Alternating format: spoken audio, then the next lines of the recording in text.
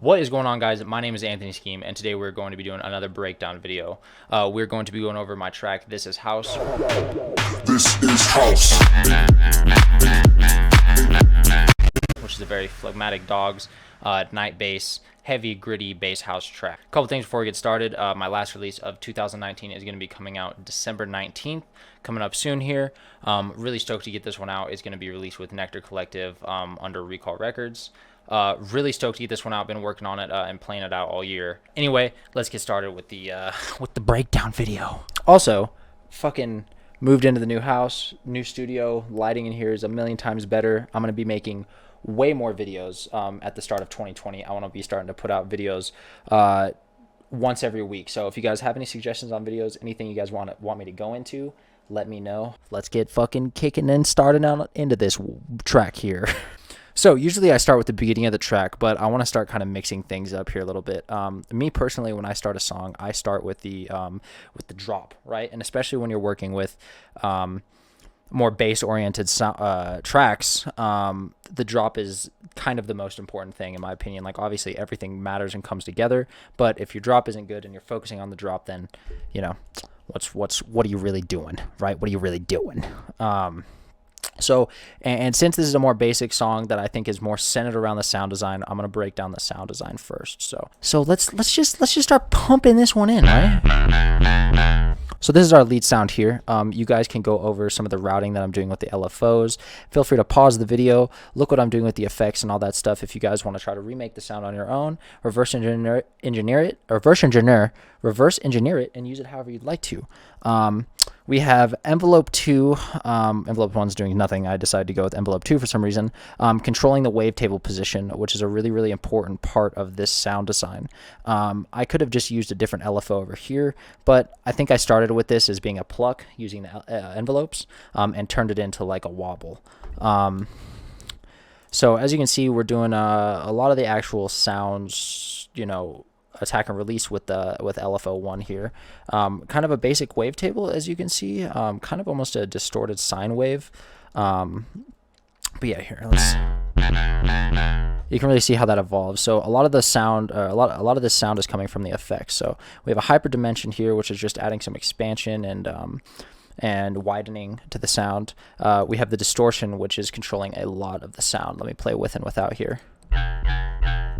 That's without, and that's with. So you can tell it's a very distorted sound, which is what I like to use, and it's what you're going to hear a lot in modern bass house, especially with phlegmatic dogs.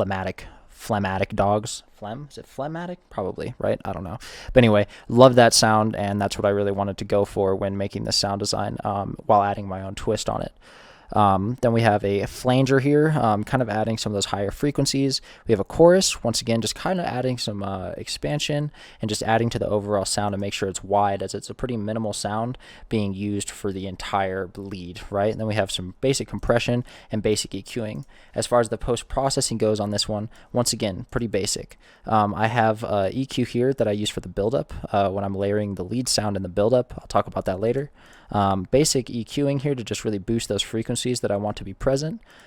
Fruity Fast Distort to really add some added distortion to this one. And that's about it for this one. DJM Filter is controlling the cutoff, the filtering for the buildup, which once again we'll talk about later. So I want to talk a little bit about call and response with the first sound that you're going to hear in the drop. Barely Live has a great video on call and response. If you just look up, Barely Live call and response, he talks about it. So call and response mean you want to call to your lead, right? So this sound here is the call, and then the lead sound is your response. So it's call, response, right? Which adds that energy and it adds that push and pull of the track that's really, really important in heavier bass music. So let's break down this sound design here. I have a very basic sub that I'm using here. Once again, just analog BD sine wave, and then I'm using an LFO 1 to match the LFO of the first sound. So as you can hear, it's just basic, really basic sound, and then our lead synth here. Let's go into that one. So this is a patch that I found and just kind of reverse engineered a little bit. Fucked with the LFO. We have a lot of routing, as you can see on this one. I can't remember where exactly I found this patch, but it just matched the song really, really well. Reverse engineered it to really make sure it fit the sound design of the other track, and then layered it. So once again, you guys can feel free to look over everything, copy it, mess with it if you want to, you know, do your things. A lot of routing on this one. So yeah, and I think that was a really, really good. The sound wasn't too heavy, right? And it was a light sound, and it made for a really good filler wobble before our main sound design came in. So then after that, we have another fill sound, which is really, really important when you're using a really basic melody and you're using more minimal sound design. You want some things to really keep the flow going and the rhythm going. So we have our call and response.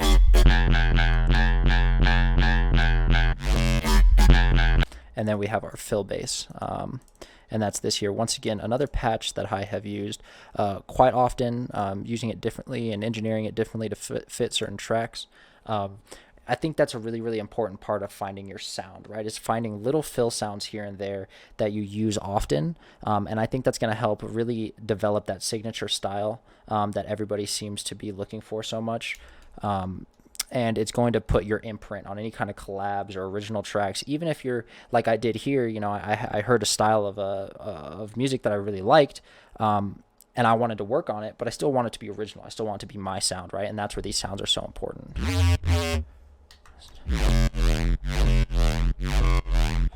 Really distorted, nasty sound. You can see some of the routing that I'm doing here. Once again, feel free to pause the video, go over anything you want. A lot of distortion. Really go in with the effects on this one. I'm pretty sure the post processing is very minimal, since a lot of the effects and stuff are in the actual Sceam patch. So there you go. That's the main sound design, and that's really what's going to make up this track, and that's really what's going to add the variation. So there's a variation in the second half of each drop. It's a simple layer, right, which is really, really important. Once again, you have a minimal sound, you have a minimal melody to make sure you add progression, and keep it original, keep it fresh. So, you know, people are going to be stoked on those first 4 bars, and then you're going to drag them right back into the second half of the drop with your progression.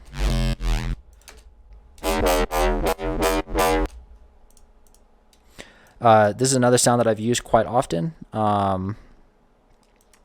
Once again, just in my patches folder, just things that I've used and messed with in the past, and it's really important to me to compile a large folder of patches that I've developed or that I found somewhere and reverse engineered, or that I've sound designed from scratch, so I can easily reference back, pull that style out, and use it. So overall, pretty basic wobble. You know what I mean? A lot of this is going to be coming from the wavetables used.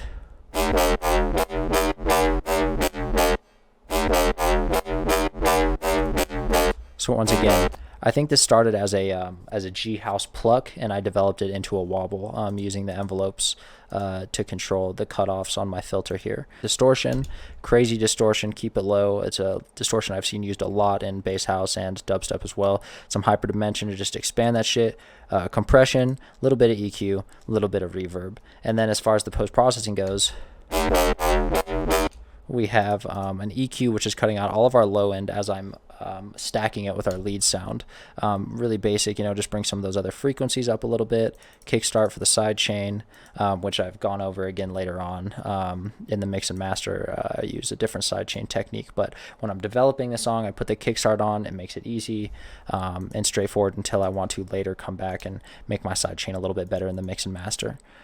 So those are the main elements in the sound design of the drop, which I feel like are the most important. Now we can get into the structure of the song a little bit and talk about that. So let's go start with the pre-drop here. This is house.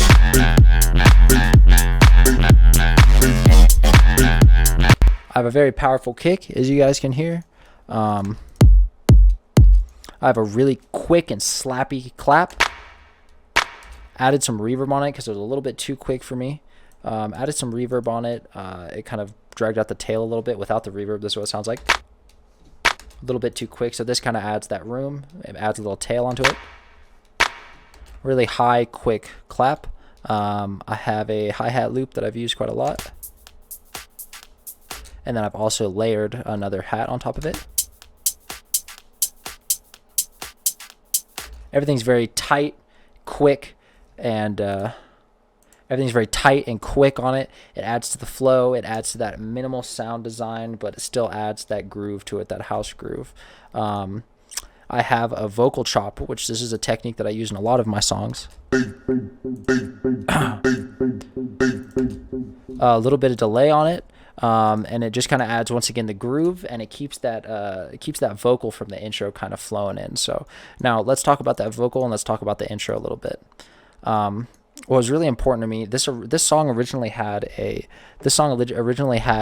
vocalist on it. It was a more vocal-led intro, deep and dark intro that went into a really heavy drop. But after getting some feedback on it, I decided to just go with the classic intro style that I make, and keep it this way. So I really wanted to keep the original vibe of the drop in the intro. So what I did here is I took our lead sound. I took my lead sound and I layered it in the intro. I added a filter on it to keep it quiet, so you still had, it kind of leads you into the drop. It's all about that flow from your intro to your drop that creates an overall theme for the track. You never want too big of a jump from your intro idea to your drop. You want it to flow, feel like it's all one track and all one theme, right? And so I layered that with my intro. I added the classic Reese pad and those deep pads that I like using. Really basic melody here, just pretty much 2 notes repeating. Adds a very eerie vibe to it. Had a nice fat Reese pad on it. And adds a very deep, dark, once again following the overall theme of the track. A lot of power, a lot of low end. A lot of power and a lot of low end on that. Then once again I had to go with my usual style. It's kind of that violin, distorted violin sound that I've used quite often. Once again, just found the patch somewhere in my folders. Pretty cool sound. Used it in some rap tracks before, I think, and wanted to implement it here. I didn't make I don't think I made this patch, just reverse engineered it a little bit. But once again, I just put all these in a folder somewhere and pull them up whenever I need to. Really basic melody once again, but it adds to that overall structure and theme and vibe of it. Really deep and dark. And then I added this sound here as a layer. Nice plucky chime. Add some high end to the intro, just a basic bitch Nexus patch, bro. Add some high end, some themes to the elements, and kind of has that classic plucky type of thing that you hear in house music and that I like using in my songs. Once again, talking about making sure the flow leads from the bass line and your intro, for the intro into the bass line and the drop. I'm using the same loop hat here. It keeps that house flow going, and once again, it leads from your intro into your drop very effectively.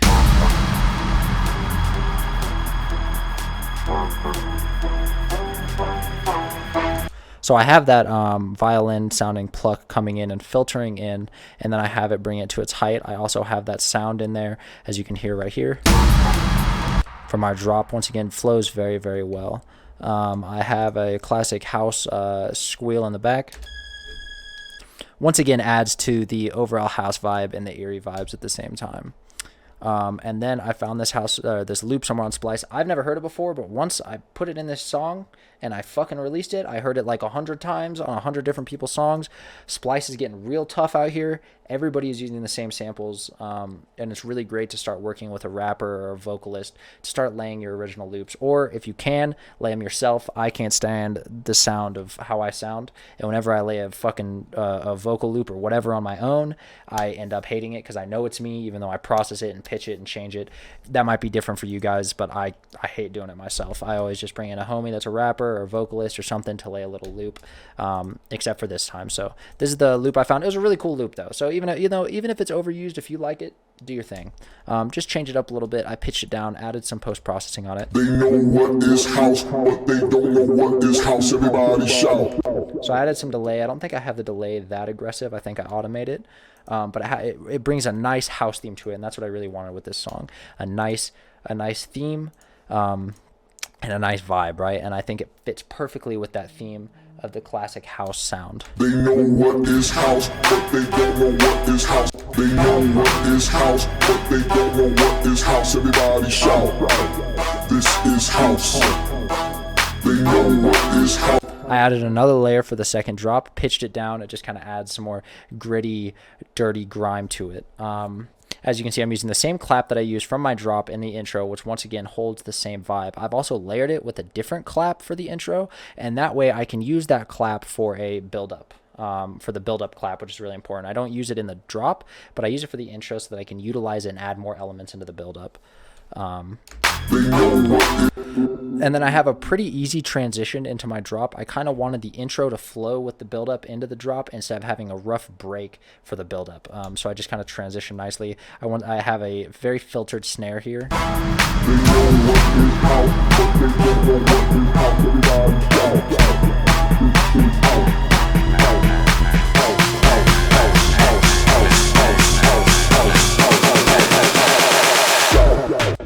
So it transitions very easily from the intro to the drop, and that's what's nice about creating an overall theme that really fits, is you can have a very easy transition from your intro to your drop without having to do some crazy drastic break, and that works very well here. So I was able to overlay my lead sound here, which I was talking about earlier, using a filter and an EQ to cut out some of the low end, and have that filter up to really ease that transition.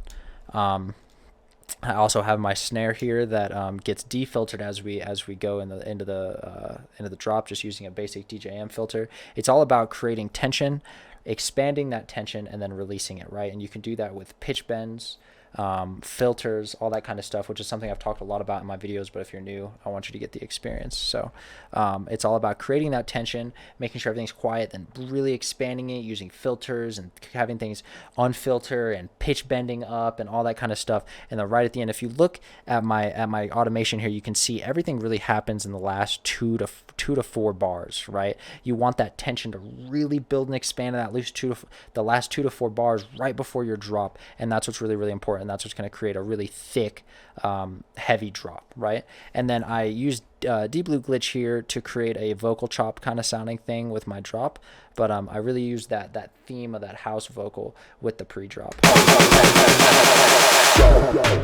This is house. And then I was able to overlay when he says house, because that's really the theme of the song, right? With my call and response sound design. House.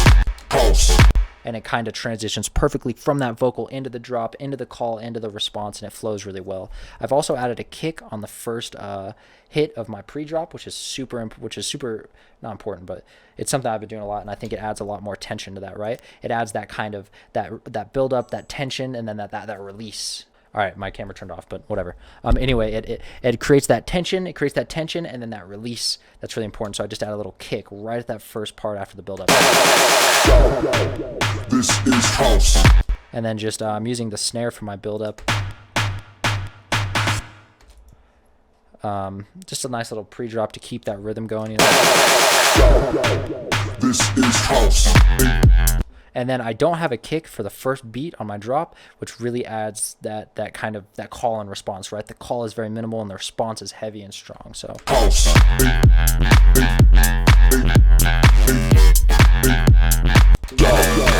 This is house. then we're building some tension in the drop, and then we're breaking it off really, really heavy for the break, right? We come in really light using that kind of house synth.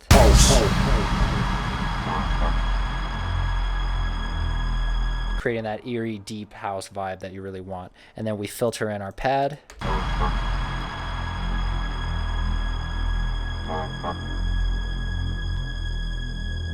They know what is house, but they don't know what is house. It's all about that progression for your breaks, keeping things interesting. Even though it's the same sound, it's how you use them in your progression to bring the track back up